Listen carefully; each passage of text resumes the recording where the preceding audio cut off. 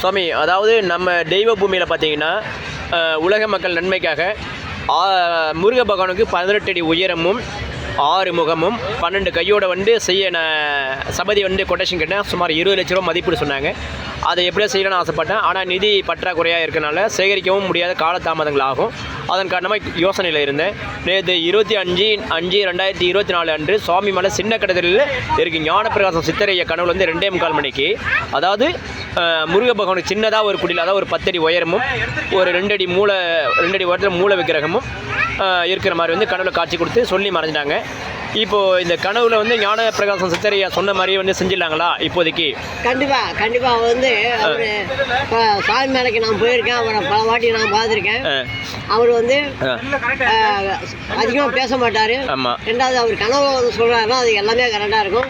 அது நடக்க போகுதுன்னு அர்த்தம். இதுதான் சொல்லுங்க சாமி. எனக்கு ஒன்று பெற்றவங்க தாய் தந்தா அவங்க தெய்வம். ரெண்டாவது எனக்கு விளவு தெரிஞ்ச காலத்துலேருந்து எனக்கு சாமி பக்தி, ஏன்னா சாமி பைத்தியம் அப்படின்னு சொல்லலாம். இன்னொன்று எனக்கு ரொம்ப ரொம்ப எம்ஜிஆர் பிடிக்கும். திரை இதில் அந்த ஒரு இதில் மட்டும் யாரை பிடிக்கும்? எம்ஜிஆர் ரொம்ப பிடிக்கும். சரி சாமி, அது நல்ல விஷயம். அதான், ஆனால் நீங்கள் பிரகாசாமி சொன்ன மாதிரி நீங்கள் எப்போ செய்யணுமோ செய்யுங்க. ஆனால் 20 லட்சங்கிறது ரொம்ப கம்மி. அது 25 லட்சம் ஆகும். ரெண்டாவது மக்கள் பொருளாதாரம் அவங்க கொடுக்கணும். ஆனால் இப்போ பொருள் உதவி செய்யணும். அதான் சாமி, இப்போ என்ன பண்ண போனால் யூடியூப்ல கொடுக்குறதா இருக்கிறேன் மக்கள்கிட்ட தான் நிதி உதவி கேட்குறேன். அதாவது இது ஞானப்பிரகாசம் ஐயா கனவுல காட்டின காட்சிப்படி பார்த்தீங்கன்னா கோயில் அமைப்பும் படி பார்த்தீங்கன்னா குறைஞ்சபட்சம் ஒரு 30,000 ரூபா இல்லைன்னா ஒரு 50,000 உள்ள செலவு ஆகும். சிம்பிளாக போய் பண்ணிக்கிறேன். அது நீங்கள் போடுற கணக்கு தப்பு கணக்கு. நீங்கள் 50,000னா அங்கே 1.5 லட்சம் செலவாகும். ஏன்னா அது கண்டிப்பாக இதாகும். ஏன்னா நீங்கள் முன்னாடி 18 அடி வேணும்னு சொல்லிட்டு அப்புறம் 12 அடி சொன்னீங்க. அதெல்லாம் அப்படிலாம் கிடையாது. அது கொஞ்சம் விரிவாக தான் போய்கிட்டு இருக்கும். ஏன்னா வீடு கட்டுறதும் கோயில் கட்டுறதும் கல்யாணம் பண்ணுறதுலாம் அவ்வளோ சாமானியமும் கிடையாது. ஆனால் பிரகாசாமி என்ன சொன்னாங்களோ அதுபடி நீங்கள் செய்யுங்க. உங்களுக்கு பொருளாதார உதவிகளை மக்கள் உதவி பண்ணுவாங்க. ஜெய ஸ்ரீ. நீங்களும் வேண்டிக்கிறீங்களா சாமி? கண்டிப்பா. நான் முருக பக்தனாச்சே. அடேங்கப்பா.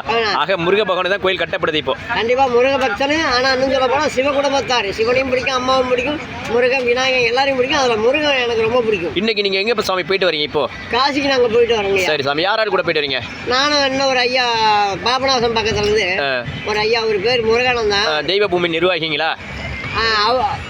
கோயிலா அவர் தான் கட்ட போறாரு. ரைட்டு. அவர் தான் தெய்வ பூமி நிர்வாகி. கண்டிப்பா அவர்தான். அவர் உலக மக்கள் நலனுக்காக கட்டுறன்னு சொல்றாங்களே, இது உண்மையா? அவர் மனசுல உண்மை இருக்குங்களா? அது எனக்கு தெரியல. அது படிச்சவனுக்கு தான் தெரியும். ஜெயஸ்ரீ. முருகனுக்கு தான் தெரியும். இது வரைக்கும் அவரோட சொந்த செலவிலே சுமார் ஒரு 16 கோயில் கட்டியிருக்காரு. இன்னும் ஒரு 100 கோயில்கிட்ட கட்டுறதா இருக்காரு. மொத்தம் அவர் 109 ஆலயங்கள் கட்டுவார்.